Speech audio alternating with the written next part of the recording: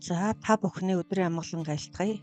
Хангуул дүүргийн насан туршийн суралцгын төвийн Монгол өршгүй үндэсний бичгийн цуврал хичээлд таныг урьж байна.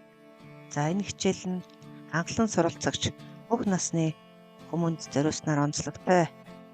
За Монгол бичгийг Waitive фондоор бичихэд тусгай нэмэлт тэмдэг ашиглан үгийн төгсгөлд орсон энэ үгийн туслыг хэрхэн бичих тухай өмнө бичгийг тайлбарласан байгаа. За өнөөдрийн хичээлээр үгийн төгсгөлд орсон А үсгийн хоёр туслыг хэрхэн бичих тухай та бүхэнд хэлж өгье.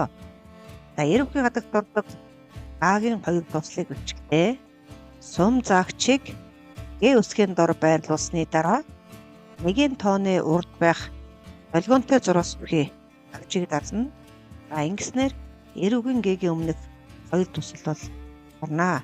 За бүгдээрээ жишээ бичиж үзье. За жишээ нь баг гэж бичье. За баг, ногоо, дарга гэдэг энэ үгнүүдийг бүгдээрээ бичиж үзье. За баг гэдэрчлээ Б-үсэг А-га дараад за Г үсгэндээ дарчна. За тэгэд орхиод цааг болохоор тусгай тэмдэгт кириллийн Е үсгэн дээр дарж агаад за авахгүйгээр А үсгээ бичлээ. За одоо Г үсгийнхаа цэгийг гаргана.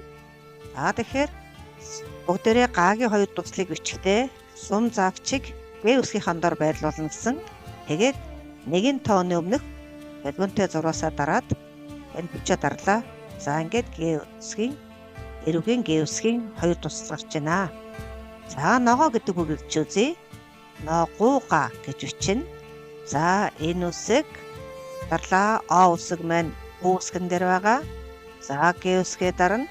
За У. Өөрөөр хэлбэл үгийн тэргүүн үед О У гэх шиг орвол үгийн хоёрдугаар үедээ орж байгаа гэц нь У хэсэг байх ёстой. Тэгэхээр уугаа дараад за ихад Г үсгээ дарлаа. За орхид цаагаа бичихдээ мөн тусгай тэмдэгтээ ашиглана. Кириллийн Е бичдэг. Одоо хоёр зураастай тэмдэгтээр дарлаа. За ингээд А үсгээ дарлаа. За ингэнгүүт гурсороо Г үсгэн дээрээ дарж агаад нэгэн тооны өмнөх за полигонтой зураасан дээр дарлаа. Хоёр цаг нь гарлаа. Ногууга ногоо гэсэн үг гарлаа. За арга А за Р Г. За мөн орхид цаагаа тусдаа бичнэ. За Г үсгийнхаа дор гурсороо авч байрлууллаа. За нэгэн тооны өмнөх полигонтой хоёр зураас дээр дарлаа. Г үсгийн хоёр цаг гарлаа. За арга гэсэн үг байна. За дарга дарууга гэж бичнэ.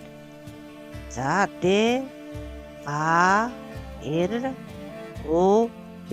За орхид цаагаа мөн бичиж чадна. Орхид цаагаа тавилаа. За Г үсгийнхаа дор гурсороо авчиж жагаад за ингээд нэгэн тооны өмнөх полигонтой зураасаа дарлаа. Угийн адагт орсон эрүүгийн Г үсгний хоёр тэг гарч байна гэсэн. За ингэж бичнэ.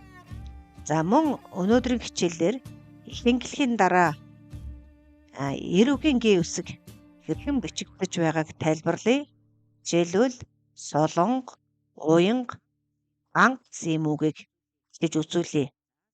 За солонго гэдэг үгийг бичихэд за эс бичлээ. О маань төгсгөн дээр байгаа. Л О. За одоо ихэнхлэгээ яаж бичих вэ гэхээр shift энэ хамт гарна. Ихэнхлэх гараад ирнэ. За тэгээд Г бичээд Ог авчлаа солонго гэд. За тэгэхээр нөгөө эр үгийн Г үсэг болгохын тулд бас яах вэ гэхээр нөгөө гурсороо Г үсгэн дээр авчиж жоод нэгэн тооны өмнөх полигонтой зураасаа гарна гэсэн үг. За уянга гэдэг үгийг харъя. Оо. За яа. За энэ үсгчийг ихэнхлэг орно. Shift-ийн дарлаа. Ихэнхлэг гарлаа. Г үсгээ бичлээ. За орхид цаагаа тусдаа бичнэ. За орхид цаагаа бичихдээ кириллийн Е үсэг бичдэг. Хоёр зураастай цогт дээр дарна.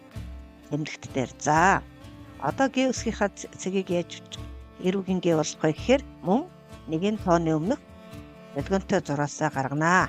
За бүгдээрээ яг энтэй адилхан анх, мянга, харанга гэдэг үгийг та бүхэн бичиж үзээрэй. За ингээд дараагийн хичээлээр мөн тусгай тэмдэгт ашиглан ихэнхлэг, за гадаад өгөөчг, алиг өсөхийн тухай ингээд та бүхэнд заана. За анхааран суралцсан танд гялалаа.